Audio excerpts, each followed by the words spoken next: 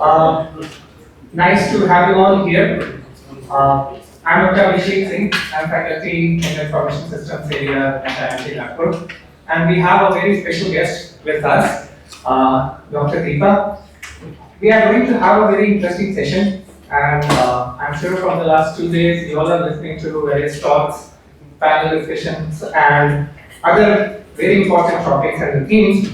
Now, the topic that Dr. Deepa is going to talk about is a very interesting topic that is happening these days across India, Mumbai, Delhi, and across the world in the field of AI. And Dr. Deepa is giving a different perspective to it through human-centered design in the age of AI. Before we get into the session, let me have the honor to introduce Deepa ma'am. Deepa Prahalad is an author and consultant with a focus on using design to improve profit and social impact.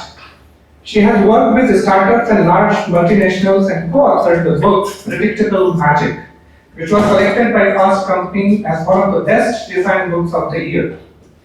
A frequent contributor to the Harvard Business Review, Strategy Plus Business, and other magazines, she shares her thoughts on innovation in podcasts and keynote speeches. Deepa is an elected member of the International Academy of Management, which was ranked 34 on the inaugural Thinkers 50 India list, and has been a visiting faculty at IIM Nagpur. Deepa mentors leading social entrepreneurs and serves on several leading non-profit advisory boards. Passionate about the art, she recently held the design of House of India, a new museum in Gulf Park, the largest urban park in the United States. Deepa is a BA in Economics and Political Science from the University of Michigan and an MBA from the Tuck School of Business at Vermont. We are very happy and fortunate to have you here. I'll hand it over to you, and we are very eager to listen to your work on this today. Thank you so much, everybody. It's always a pleasure to come back to Nagpur. My first introduction to the city was when I came almost 25 years ago as a bride. So it's always a joy to come back here and reconnect with so many people who have welcomed us so warmly. And today, let me start. It's an interesting topic because design has always been thought about in kind of a fuzzy way. We all think we understand it on some level, but I want to just, Let me start. I want to just start today by being crystal clear about where and how it adds business value and really align those things with the vision we're talking about 10x growth, Viksit Bharat, all of the talks that are here. We had this fantastic news that even Stanford has recognized India as one of the top 3 players in artificial intelligence. And what people haven't talked about as often is that women in India are ranked among the top global talent in this field as well. Really exciting. And yet we have very unique challenges because we have large swaths of population in very different strata. So how do we have a balance among doing all these things, racing ahead in terms of technology and making sure that people are taken care of? And I think design is a very powerful way to think about those. And I would also like to share just some general observations. And I want to emphasize that I am not sharing well-known design frameworks with you today, because I think IDEO, many other organizations have done a fantastic job and those are accessible. So the tools that I'm talking about today will be more from my own experience. So I just want to be transparent about that, and then I will leave time for questions. But if something's not clear along the way, please just raise your hand and let me know. So what I always start out with telling anyone I work with, social entrepreneur company, is very simple. Design is the difference between people telling you you have a good idea and placing an order. Execution is something that we've hit on a lot, including with our previous speaker, and design is how you communicate execution capability. So I want to just take a minute to level set and talk about why design is such a powerful tool. The first thing is design transforms market size. You can't only look at income, you can't only look at what existing product you have. It's actually in this process of evolution that the market size itself transforms. The very early cell phones were 3 pounds and they could make 2-minute calls. And it didn't matter because people got tired in that amount of time anyway. It's only in this process of creating relevant features that suddenly you have this dramatic shift where a cell phone is no longer a want, but it's a need. But just as importantly, design in this almost organic process actually expands inclusion. If you look at how cell phones have spread around the world, a lot of the people on the top row would never have been in the early personas or the early targets that companies like Motorola were targeting. And also the players who made that happen are equally diverse. You have people from Africa who saw a need for mobile payments. You see Paytm. There's a $20 cell phone that was indigenously developed in Africa. So you see that there is a diversity of players that come in. And I think this is really exciting because entrepreneurs own this process. So for all of you, even taking the existing core technology, what you do makes a tremendous difference in the outcomes. And in regards to AI, this is really exciting because this is, again, a chance to be inclusive at birth when there's a new technology. The other thing is, even if we're concerned about impact, even their design matters. The idea of Indian independence did not start with Gandhi. It was using the idea of the charkha and the narrative around change that made widespread participation possible. And even then it was a long path, but at least there was a clear pathway to reach the goal that everyone could participate in. The other thing is, design is not a pretty thing we look at. Design is about action. I might look at all of these trends and say there's higher divorce rates, dual income families, on and on. The only thing that a great consultant can do is give you precision on the obvious, right? But what does an actual designer do? Say, that means I need to put the diaper change facility in the men's restroom. Designers cannot just describe change. They have to help people cope with change, and that's why it's so powerful. We always tend to think people don't change. They do when they have the support along the way. The other thing is there are very solid financial gains to be had. So in the last decade, just companies like Apple, whatever else, created tremendous value. And other firms that were denoted as design-driven companies had very outsized gains in the markets. And if you can see in this decade, in the technology space and IT, and in AI, you can see that concentration has actually grown. It has not shrunk. So this ability to innovate has very concrete gains. The other thing is, design is a proxy for execution. I just use this as the simplest possible illustration. What we do with little wooden sticks, right? There's a very different ability to create that goes across. So the skill in execution can be very clearly seen no matter how simple the project is. And the other thing is, how do we do that, right? How do we take a design and say, I want to reach this very large set of customers? And we talked from a lot of the speakers touched on this idea of stories and emotions, and design actually brings those emotions to the front. And you don't have to be a psychologist to really use this in understanding how to put forth your ideas. There are really a large data sets from hundreds of thousands of people around the world saying there are about 15 emotions that the best brands elicit. And nobody does all 15. The really great brands do maybe 2 or 3. So a brand like Nike, for example, it's a shoe, but what that represents to people is accomplishment, achievement. I am able to take on a challenge with this shoe that I may not have been able to otherwise. A lot of the products marketed toward parents, it's a deep desire to fulfill your duty. So there are some things that may be somewhat more superficial, but there are a lot of things that really fundamentally are about what makes us feel valuable, what makes us feel we're fulfilling our obligations. So let me give you an example. James Dyson is the richest industrial designer in the world. And as we know, he started with the vacuum cleaner. Who would think that that would be what creates the billionaire in design, right? But it's something about this idea that somebody didn't give up. They didn't just accept that this is the way something had to be built. And 5,000 iterations later, he persisted. So this idea of redemption, this idea of creation. And if you think about most of the brands that you really bond with, Tata, it represents a set of values. And whether or not every individual project, goes the way we would like, we still have that respect for what they have meant to this country. So also, I cannot overstate the impact of what innovation means for countries today. If you really look, innovative countries are high-income countries.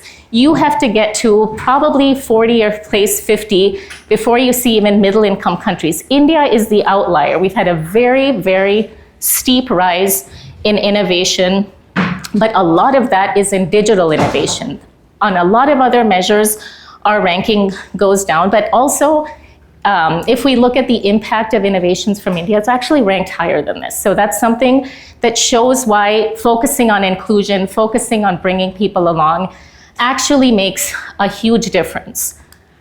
And if you look at all of the countries that have raised living standards very dramatically in the last 30, 40 years, nobody really discovered oil or natural resources. What they really did was raise living standards by plugging into the global innovation ecosystem in meaningful ways. South Korea is probably the exemplar where they make a lot of things. They've created their own brands that are respected around the world.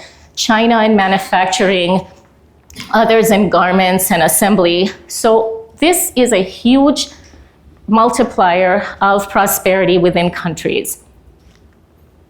So I also think that if we're talking about this vision for India in 2047, innovation is one of the best development policies we have, right? There's absolutely no relationship between the amount of aid a country receives and the prosperity it achieves. There is a huge correlation between the level of innovation and the dignity that ordinary citizens enjoy.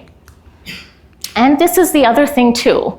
There's always this need that we have to somehow choose between doing things that are high prestige and high complexity and serving people at the bottom of the pyramid. What we really know from looking at this is, everything that's been adopted at scale has been designed to world standard.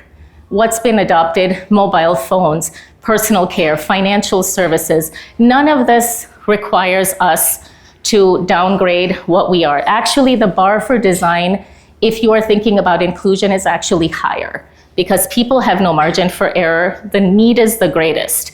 And doing so actually has probably a bigger boost than taking the top 1% up a rung or two.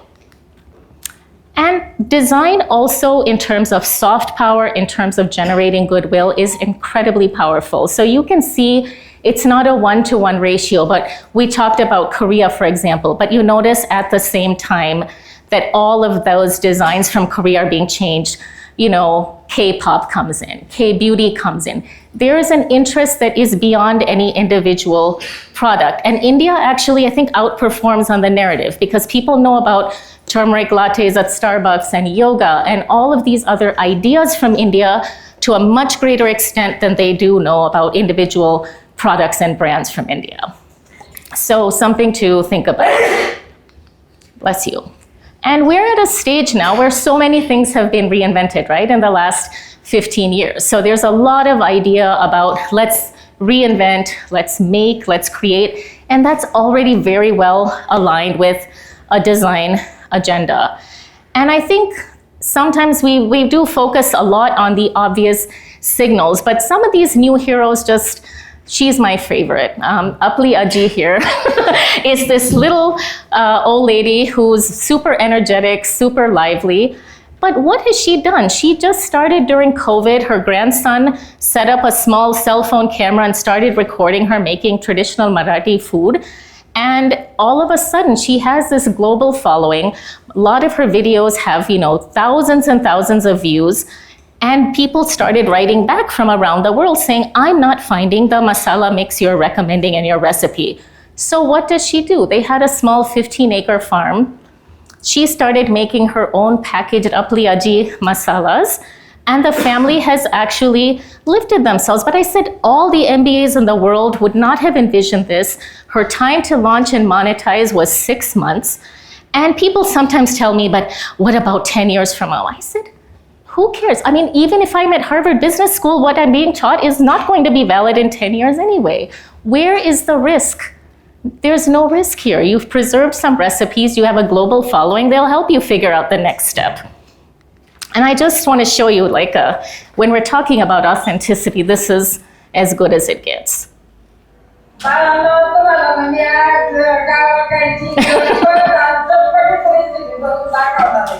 So I only watch her for entertainment purposes. I know I'm usually not able to make it through a whole video of hers.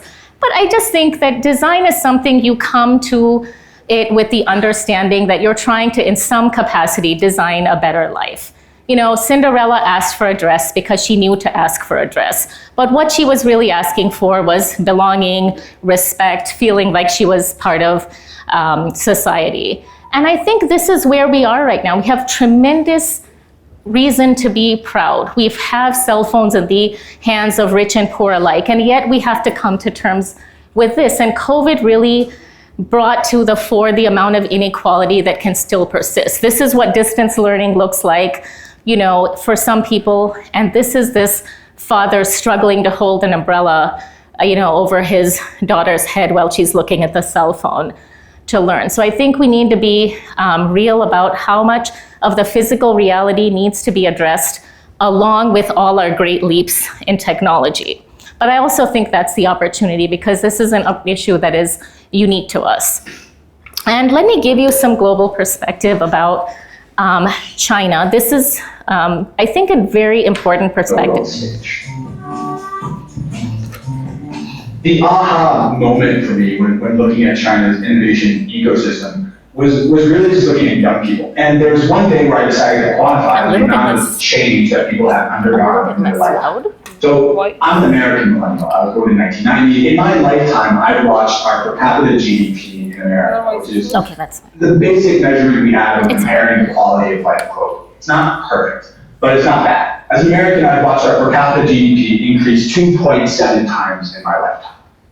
Pretty good, okay? Maybe the vacations we could take as a family, 2.7 times longer. The cars that your neighbor could drive, maybe 2.7 times nicer. And actually, if you look at the top 40 economies of today, you start to see a trend.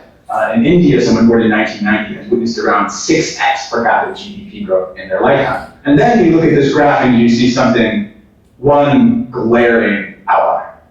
China. If you were born in 1990 in China, my friends born in 1990 in China have witnessed 32x per capita GDP growth in their lifetime. Many people I interviewed over this last decade have watched their village turn into a town, turn into a city. But too often we just fixate on skylines instead of people. And the change that these young people have gone through in the last 30 years, it is not only incredible globally, but has absolutely fundamentally shaped who they are and how they see the world. The sort of mantra for the population has been adapt, adapt, adapt. And so for technology, that's translated into adopt, adopt, adopt. It's more fertile soil for these innovations to really take root and then blossom into something far more substantial, far larger, and again, impactful than we have really anywhere else in the world. You could have the best innovation in the world, you could be the greatest thinker in the world, you could have the sweetest black turtleneck in the world, but if no one is going to be using your innovation, then you're not going to change the way that our world spins. Well, in 2014, Apple Pay came out. Apple launched Apple Pay. Much fanfare, incredible. In that exact same year, WeChat Pay came out pretty much at the exact same time. The tech was similar, the usage and the way that people use these things was quite similar. Now, about a year ago, Apple recently announced that they had about 24% Apple Pay penetration amongst iPhone users in the United States. Came out with much fanfare. They were very happy that they were starting to get that level of penetration. Even though it came out the exact same year, you had 84% penetration for WeChat Pay, the world stage. So So this is where I think we can actually stop and reflect, because my first job out of college was I went to Singapore when all the East Asian economies were on the rise, and you saw this really, really steep trajectory where suddenly, like, this vast female labor force participation, this vast improvement in lifestyle and expectations and aspirations. And I think this is kind of the opportunity India has right now. And that's the discussion even globally about India because of the young population. But there are some ifs. And I think this is where this is the counterintuitive thing for design. Everybody knows that we have technological skills. And frankly, I don't think India ever lacked for smart people. But what has always unlocked value, sometimes massive value, when you have tasks as big as what we have before us, is not really building the business case. Counterintuitively, it's what I would call building the human case. People still see the opportunity, but they have tremendous doubts about what the steps are required to get there. And the internet and the dawn of the internet is the closest example we have of how those things have happened. And interestingly, the things that brought all the collaboration, the investment, the engagement, were not really big business plans. It was actually some quiet moments of reflection, and also bringing access to people has also come from demonstrating that human potential exists where people had doubts, right? Because the discussion is always, how would we do this? Because people are not aware of this, people may not understand it. So even when the US had a huge debate about, do we supply AIDS, life-saving AIDS drugs to Africa? There were a lot of university professors who came and said, yes, it's the humanitarian thing to do, but without a watch, how would people know when they would have to take medicine, or how any of these things would happen? So there are a lot of questions, and answering those unarticulated questions can drive huge amount of value. So I think this is the experiment that if you're an entrepreneur with a large company working together the way CIMCON does, this is, again, from Maharashtra, Chetna Sinha of Mandeshi Bank. And then I think this is a very powerful demonstration. And for the banking license, you need to give the details of women who are, what is their business, what is their addresses, what is their education. When it came to education, our women had a thumb impression because they were not educated. So the Federal Reserve Bank of India rejected the license, saying that if these women, promoting members, if they are non-literate, Reserve Bank of India cannot issue the license. I was nervous. I came from Mumbai, I was crying. I shared with women and I said that Federal Reserve Bank has rejected the license. I was nervous, but women said, so what? We'll learn to read and write and apply again. That gave me an inspiration and motivation. So then women used to read and write every day and then prepare themselves for applying for the license. After 4 months, we applied again for the banking license. But this time, I didn't go alone. Women accompanied me to Mumbai to Federal Reserve Bank of India. I had no idea what women are going to say, but I was sure that they were confident. And you know what? When they went to the officer for requesting for the license, they said you rejected the license because we are non-literate, but when we were growing in the villages, there were no schools. So we are not responsible for our non-education. You are responsible. And then they said that we are not educated, that doesn't mean that we do not know finance. You know what? Women challenged the officer and said, tell us to calculate the interest of any principal amount. If we fail to calculate, don't issue the license. But tell your officers to calculate the interest of any principal amount without calculator and see who can calculate fast. That was the time when the debate went on for 2 hours and Mandeshi Bank got the license. This is the first rural women bank of India, which was started 10 years ago. So this is incredible. I mean, even for people who try to do projects, sign up and help NGOs and even for-profit ventures doing social good. This is a pretty incredible story. But what's really sad is she said she was motivated to help women because after graduating, one of them came and asked for her help in starting a savings account. And she said, why? And she said, I hope that I'm able to save up enough to buy plastic sheeting to cover my children during the monsoon. And that's why she decided to help. So I think we should be aware of how far it can go. But this one conversation, this thing opened up. 90,000 women are now incorporated with Mandeshi Bank. Chetna Sinha herself has chaired the World Economic Forum.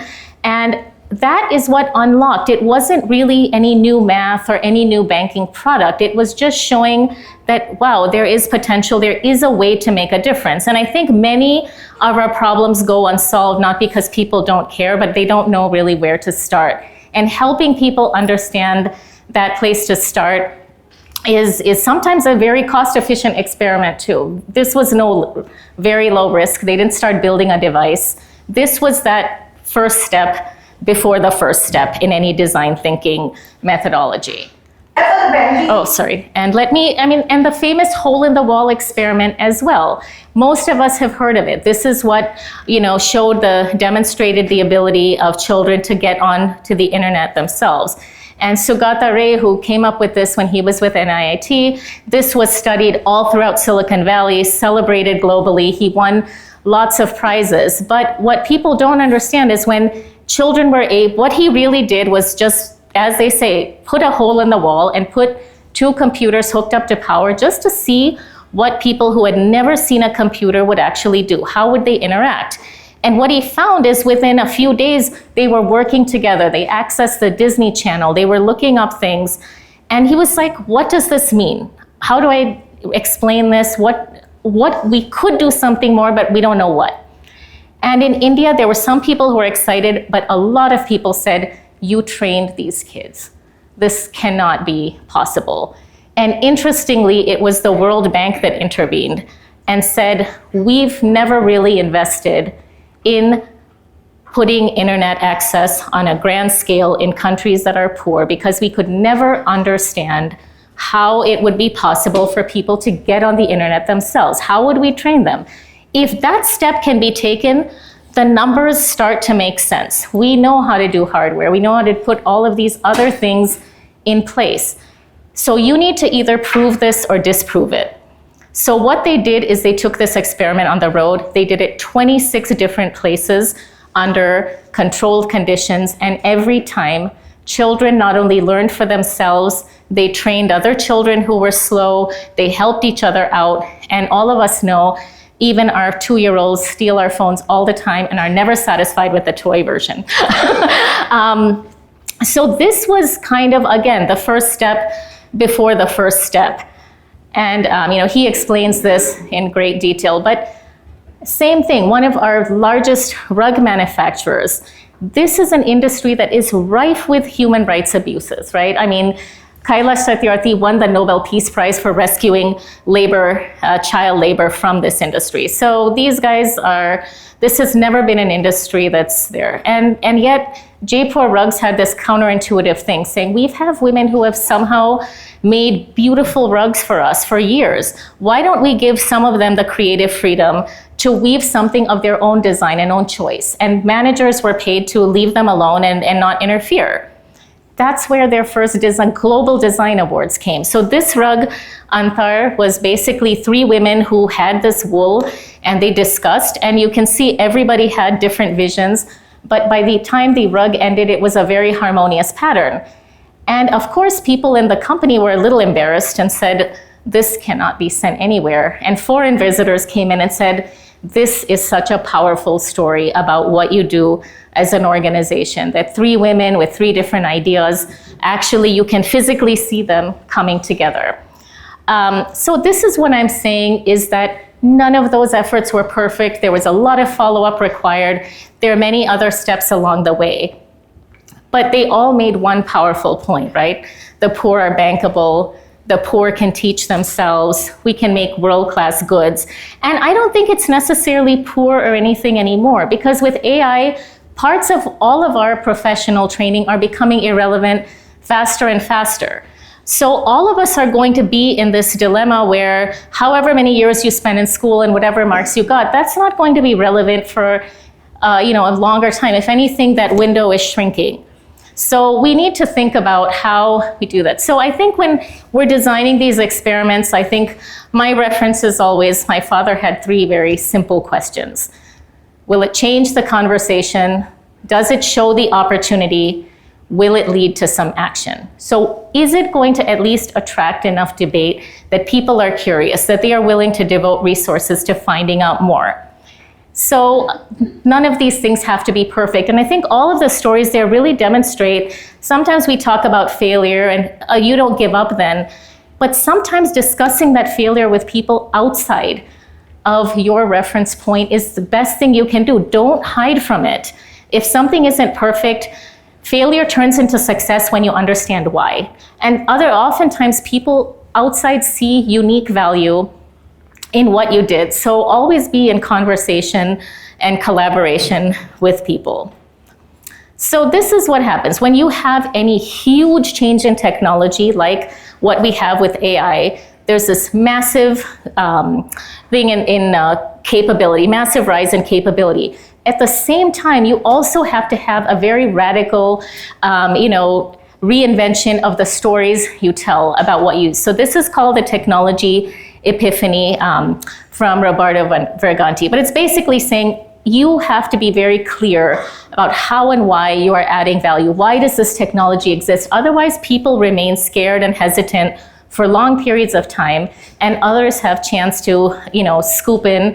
And the person who tells the best story and has not necessarily always the best technology often walks away with the trust and following of consumers. So this is, I will share this slide later, but basically the difference between a story and kind of a consumer narrative is about collaboration. It's about saying there's no part where it's just the company defines, this is what we did internally with our team. That's wonderful. It may serve as inspiration, but there's no room for me to take a place in that. The narrative you put to consumers, how is this going to make my life better? Right? How do I share this with other people? And even the best companies get this wrong sometimes. So Google Glass was a classic example. Please go. I'm not clear about the difference between. Sure. Okay. Give an example. Yeah, actually this next case study is exactly, So Google Glass was the same thing, beautiful product. They signed up a lot of enthusiastic volunteers, but they never explained what they were trying to accomplish with that. They're like, we're testing. Testing what? They had a lot of these weird looking guys just walking around and making, women and older people very uncomfortable because they said, what are you measuring? We know you can observe people, but what are you trying to learn? And it very quickly, these people were labeled as glass holes in the media. They had all these listening sessions. They had all the, company begging them, please don't go and creep people out because then we have to scrap. It becomes such a huge liability. And they actually did have to withdraw it and demand the glasses back, even though it was a very interesting product. Now, a researcher on autism said a lot of children have so much difficulty reading facial cues. They can't understand when someone's upset, whatever. So this actually helps them. They're able to then go back home and make associations if somebody is making this kind of gesture or face. This helps you develop that social sense. Guess what? Nobody was upset. There was such a clearly defined reason. You thought, oh, Google is doing something really good with this technology. And so I think it's also this have to have a match between what you are putting out here and what the story you tell about it. So things like UPI, why have they scaled? Because the value that is there for the sabjiwala and the Bollywood superstar is equal, right? I'm getting convenience, I'm getting service, I'm getting security. So that's why things sometimes even with great technology don't scale. So this is my own very simple way of I've tried to come to terms with complex challenges over time. It's just said things that scale really do a few things. They create choices, support, and recourse. So if I look at something like education, which we all agree is important, How many zillions of things have been created to support that aim? Whether it's Akshay Patra, tons of apps, one laptop per child. What we really are able to do is we cannot create outcomes. We can create opportunities. And whatever inequalities cause may be, for the individual, the circumstances depressingly familiar. You have a lack of choices in life, right? You're unable to move forward.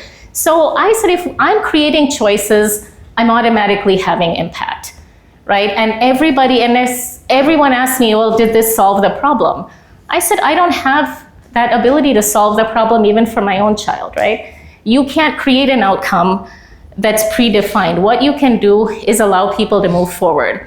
The other thing is you always have to design support structures. Even if people want to change, even if everyone has agreement on the fact that something has to be different, it's still really hard to do. And if you look at any entrepreneur who is well off, they will be given a mentor. They'll have people they can talk to. They will have encouragement, intangibles and tangible support, hackathons, all this other good stuff, and someone to help them with skills. So why did microfinance scale? There was a lending group of 5 women. They could support each other. And if you look at all of the things that scale, there is some type of very powerful, reliable, and trusted support that has to be designed along with it. And designing recourse, right? Especially as innovation cycles accelerate, despite our attentions, if you have to roll out things for as big populations as what tech and medical devices and others have to do, sometimes there will be problems, right? Whether, of course, not intentional. So how do I design recourse? Is it fast? Is it understood? Do I feel comfortable using it? Even the dabbawalas have a monthly hearing. If I get one dabba wrong, I can go and say this happened and they decide how to compensate me right away. That's one of the many reasons they've endured as long as they have. And very quickly, I would just want to show, like, from the ground up, this was a case that I worked on from the beginning where a young entrepreneur came and said, this makes me sad. Just seeing these sheet metal roofs and tarp when there has to be a better way. I just don't know what it is. And my response to him is, I said, I will help you on only one condition. It has to be good enough to go on your home. And we began from there. And the first thing was, these are modular bricks that are made from base material of recycled cardboard. And then also it has coconut fibers to strength. So with about 250 iterations, we've actually created about 80% of the strength of cardboard that's very lightweight, affordable, and is sold now in Ahmedabad with a 20-year structural warranty. And along the way, before anything was really ready to be put on, we had lots of conversations with local people, and we did tons of different experiments on how can solar cells be done, how can many other things be added in. And this is what the first versions of the roofs that went up in Ahmedabad actually look like. In fact, I brought the first brick we ever made with me, and this is always up in my office. And we had some very unique product testing challenges. They said, well, we passed the monkey test. I got the WhatsApp at 3 in the morning. What's the monkey test? And they said in the outskirts of Ahmedabad, these monkeys decide they want to jump on the roof, and that really creates a lot of noise and vibration. So the team actually Googled what is the weight of a male monkey, female monkey, pregnant monkey, and dropped sandbags. And then eventually we set up a roof, gave them a nice banana buffet, and found out this was robust enough to deal with it. So many waterproof coatings, etc. Later, this was written up in Fast Company. I encouraged them to apply for US-based design awards, and they have some, and different organizations began to take notice. And there is a full-fledged factory today in Ahmedabad that makes this material. And this is one thing that really struck me, is we did a customer visit, and Praveen Bhai actually is a sabji seller who actually walked from Mumbai to Ahmedabad with his wife years ago. And the minute he realized this roof wasn't going to leak, they went back for a check a week later, and he had bought wallpaper. And they said, where did this come from? He said, I promised my wife when we left Mumbai that one day we would live in a home with wallpaper. And even though it was super small, he thought, okay, this was like one promise that he could keep. And then I actually left from Ahmedabad to go speak in Vienna, and I noticed, wow, they have the same wallpaper, the lighting. So I said, everyone has an aspiration. Our job is to bring those aspirations within reach. That's the most fun part about design. And during COVID, they couldn't work in the slums. Only the high-end clients were stuck at home and wanted better outdoor spaces. So all of these super cool designs were developed and installed. So the brick doesn't look the same, but starting about and having a deep concern about inclusion powered all these other iterations. And this was just opened a few weeks ago. So Shilpa Shetty's Bastion group actually has used this material on the roof in their new property in Goa. So I think there's some just basic things I would like to end with. Design for complexity. Great technology, great anything, lets you be the person you want to be despite all the chaos going on around you. This woman was called to CNN and she looked very polished on air, and right afterwards she showed a picture on Twitter of what was really happening in her house with all the kids' toys and everything else. And we always like to talk about ancient India and the impact of the British, all legitimate, but also I think our focus was not only on prestige. It was thinking about broad application, very useful, robust things that could be done. And if you look at Scandinavian countries today, they actually follow some of these same principles. What is the broadest use, highest quality, but yet accessible things that actually make sense for people around the world? And I think empathy, sometimes people go overboard. I think in India, ambition, respectfully, is not our problem. I think elitism is a much bigger problem than anything else that we have. I think you need to just design with reciprocity. You don't really ever go even to a slum and have an interview with someone who says, someone didn't pay me that much money, so I'm not gonna cook well. I'm not going to go and do a good job on tailoring. I've never even heard that sentiment expressed. People still try to do the best. And what happens when it works? We have new narratives, new products, new sense of possibility. But even when it doesn't work, I think we still can move forward, because if companies and entrepreneurs go in and say, you know what, I would have been able to do this if the roads were better. If companies, entrepreneurs are much better able to lobby for change than individuals would have been. And you can also really see the impact of having these debates. Nobody knew, it's not like we weren't aware that toilets were a problem or sanitary pads weren't a problem. All of these things were well known far before they became a national dialogue. But having that conversation at scale brought enough attention that all of these changes have really palpably changed in a very short period of time. And I think that should give us a lot of confidence in going back and saying, if we work together and we have these conversations in a structured manner, and there are people who are willing, no individual organization can do this by themselves. If all of us are willing to play our part, we can see a lot of acceleration. And so I'll just skip this, and I'll just end up by saying, you know, people keep talking, even at the AI conference in Delhi, about India's frugal advantage.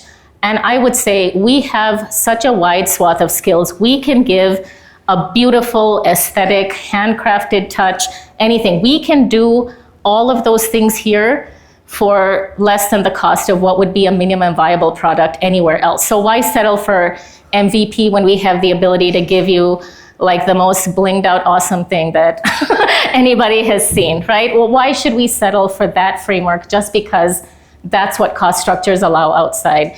And I would just say that, you know, the mindset involved in doing this, it cannot be that this is good enough, it's better than what you had, it's affordable.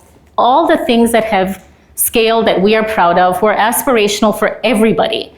Nobody stopped having Amul when their income went up, right? That was something that has always been meaningful because of their standards. Same thing, Lijjat Papad started with 80 rupees. They incorporated saying, we will not accept donations. It's against their rules. And yet they have scaled so far that they had to put that creepy rabbit on their packaging because people were trying to copy their brand and their packaging. So I think this is a thing. You all will know the numbers because you're technologists, because you have to pay your, but knowing the names is also important. And the possibilities are always going to be more important than individual products and individual problems. And I think we just need to sometimes look back and remember that design creates the social transformation we talk about in all of our documents. Even in a country as historically inclusive and open as the United States, these were publicly available signs, maybe about 7-8 years before my parents came to America, and it was perfectly acceptable. And in countries and companies that actually make something, the signs start to change. They start to look something more like this. Here's wheelchair access, here's a multi-faith prayer room. And those things are not one-to-one, but they all move the needle along.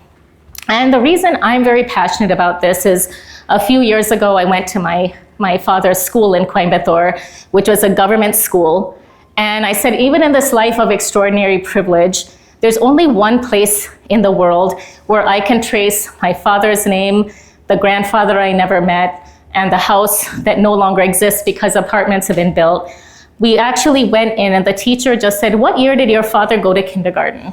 And I said, "Ma'am, 1946. And she just opened the Godrej and took it out and showed me this. And I said, "I can't believe you kept all these records." And her response was something amazing when she said, "We always felt our students would do something and be something in life. So until the mid-90s, we kept as complete a record as possible so that if they ever had to go to stand for IAS or they had to move out of Chennai, there would be a place where they could come back and show their existence." And I think of that vision, and I realize that all of us are in privileged positions today because of the vision of past generations. And if we really want to make an impact, it's not going to be only with space and with all these other things. Design, this is, I think, the best illustration. I wish it was mine, it's not, but I think it really illustrates what inclusion looks like. Is the middle looks like you're being very concerned. It looks like you're being, sensitive to people's differences. But that's the place that it's very difficult for countries because who gets the advantage? For how long? On what basis? This becomes exhausting. We're much better off designing in such a way. The best gift that you can give your kids is to actually design in a way that they can go forward and design for the future and not worry about correcting the mistakes of our neglect over and over again. And so let me just end with that. If there are any questions, happy to take them and open it up for a discussion. Okay, thank you very much, Deepa, for this very interesting. Sure. And we have tried to demonstrate with the design that has been built to create that roof. Now let me open it up for the question. I just want to emphasize that was a very crude illustration. We don't actually put that on anybody's roof. Don't get scared. The initial, the first prototype. That's where it started, though. Can I pass it? Please, go ahead. Don't hit yourself with it. Yes, Deepa. Hello, ma'am. Lovely session, ma'am. Thank you. I wanted to ask a bit more about the design thinking aspect of it. I also studied human-centered computing and human-centered design when I was doing my master's. How do you feel the processes like storyboarding, prototyping, and cognitive thinking, cognitive analysis in particular, has benefited? I mean, the AI, how has AI benefited when it comes to these things where initially there was a lot of manual process involved and even prototyping and storyboarding. So I wanted some pointers on that. I'm sorry I'm not on topic when it comes to the... No, actually, I think all of those things are incredibly important and you would have to use them to create anything. So I am not discounting all of those things you do have to work. You also have to do the storyboarding to see what makes sense for people. And I think there are definitely parts of it that AI can make much more efficient and quicker, especially if you're collaborating with people around the world. Like if you have different countries, all that, synthesizing the data, collecting it, all of those things can be made much, much faster. So I don't think it's a day or 1 minute response, but you can certainly compress that. Instead of 6 months, you can probably compress it to a few weeks using AI in parts of the process. My only argument is that AI at its core also kind of gives you known knowledge, right? It gives you a great summary of what has already been known and discovered. So my thing is that some of the customers, all of us are new to AI in the consumer application, right? Unless you've been working on it. So you do need to actually go back and take a step back a little bit when it comes to your fundamental research about that. And especially in countries like India where you can also get surprised in a good way and realize people are way further ahead than you realized and save a ton of money by knowing that. And also sometimes realize, maybe this one piece of the puzzle wasn't clear. Look at then the people who've gotten it right, Aadhaar, UPI, Paytm, all that, they have figured this out. And at the AI Summit, everyone neglected to mention those were all the huge things that have scaled were actually government and not private sector innovation, because they had to go through this painful process. But now all of us have a backbone to make it much better.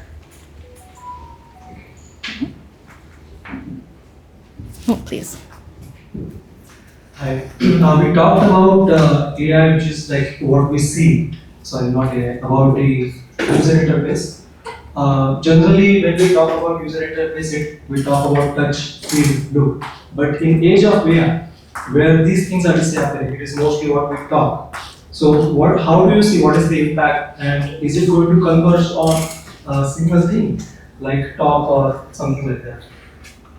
Who knows? I mean, voice is something that's incredibly difficult to get a handle on. A lot of companies are really working on that, and then also the abuse of that, if you get it too perfect, is also a little bit, I think, a pause, because then the whole concern about deep fakes and everything else comes in. So I don't know the answers to those things, but most things will have the uniform set of standards. But I mean, we only have a few core technologies to look at, so as reference points, but there is kind of a convergence on standards over time, and an understanding of where it's appropriate and not appropriate that evolves after some painful, experimentation. But there is, what is relevant ends up being relevant in different parts of the world has always been very diverse, right? I mean, who would say, based on income, based on circumstances, literacy, everything, that Kenya was going to be the innovator in mobile payments?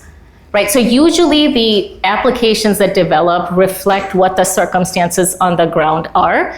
And that's what we've kind of learned in a lot of different technologies. So I don't think everywhere will need it for one thing. I mean, probably when they talk about WeChat and Apple, that doesn't mean Apple did badly. It means that most people had probably banking relationships. They didn't have a need to substitute as much, right? So I would say this is where we, as innovators, have the opportunity to fill in the right blank for the right set of people. And in a population as big as India, you have lots of people who can play in that field. What are your recommendations for the public policy in India to make the design inclusive for human-centered? What can we learn from other countries, like you talk about Sweden, Switzerland, or anything else you can suggest us? I think just have the conversations with broader swaths of people, right? Because even in the US, I'm not helping OpenAI physically design it, right? But I would have my needs and my concerns addressed in the design. So I think all of us are only going to be consumers, and a lot of us are actually, no matter how well off we may be, have less and less agency because we're checking a box, yes, I agree, for the sake of getting on the highway, right? So I think what we need to do is just understand what the concerns are, what the fears are, and also what other people see. That's why I was so struck when, you would think people would feel insulted and hurt when someone says, I won't give you a banking license because, you're illiterate. And the response was something very counterintuitive. So we just have to have those conversations as part of the project plan. That is my recommendation, is that don't kind of design something that you like, test it, and say, okay, I did my job. there might be actually ways that help you make it a lot cheaper. Now, even with this roofing, for many years we had a very expensive imported coating for the roof tiles. And the team basically was all employed from the local community, and they said, there's so much plastic, waste plastic, that's just polluting the neighborhoods. Can we design something with that? And they actually did find a way to purify and create a waterproof coating made in India, which brought the price down and allowed it to scale. So that's why I think enlisting as many people as you can in the initial conversations makes a big difference. One last probably, and then we will stop this. See, one of the things in construction is how recyclable you are. Right? So I'm simply sticking to the roof part, and I go to Ahmedabad often. So if you can let me know where it is, Absolutely, I can actually 100%. go and visit them. So Laurie Baker, when he started, I don't know if you've heard of him. He started with brick because that was the lowest cost. But now, when I went to Trivandrum, it doesn't work because it's very expensive now. So, in some sense, from your roof perspective, right, how recyclable is it? One, and second is, will it continue to be low cost for, because Tetra Pak makes something similar, but they've not been doing too well. They manufacture their own plastic. They've been making these walls bricks for donkey's years. Yeah. It's not being adopted. Yeah, so I think what we have found is that we don't make exactly the same version for a slum, application and what a high-end thing would be, right? And that is very clear. The base material is same, the actual technology, the design, physical design is very different. But they are equally strong. So the quality in terms of what kind of protection and things, and even for the poorest person, it is sold with a 20-year warranty. We do a pre-monsoon check on it. So we said, the biggest differentiator over time is the customer service. Now, people who are in high-end applications actually said, if we're a design-driven business, we love the fact that it's modular because now we can take it down every 5 years or so, put in something new, and that still makes sense for us, even though it's not cheap. They like it for that reason. So we've kind of come up with a design that works for all ends of the spectrum. And it is recyclable for some. Tetra Pak I've worked with them, so I know that a lot of their coatings are not recyclable. So we have made some improvements, not 100%, but most of the things are for the slum and things like that. They can take it down and actually take it with them later. Okay, at this end, let me thank Dr. Deepa very much. Can we have a round of helping us understand the human-centered design? A small token from CIMCON side. Thank you so much.